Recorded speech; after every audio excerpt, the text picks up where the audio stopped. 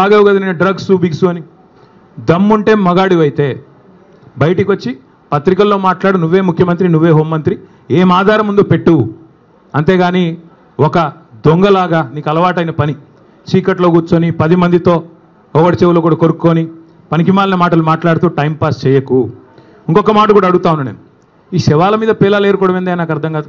ఎవరో చనిపోతే దుబాయ్లో దాన్ని నాకంట కట్టడం ఏంది? నీ బొందా ఏమైనా జ్ఞానం ఉందా నీకు? అసలు ఏం మాట్లాడుతున్నావు? రాష్ట్ర ముఖ్యమంత్రివా లేకపోతే శవాల మీద పేలాలు ఏరుకునే దౌర్భాగ్యుడివా? నేను అందుకే అంటా ఉన్నా, నీకు దమ్ముంటే ఆధారం బయట పెట్టు.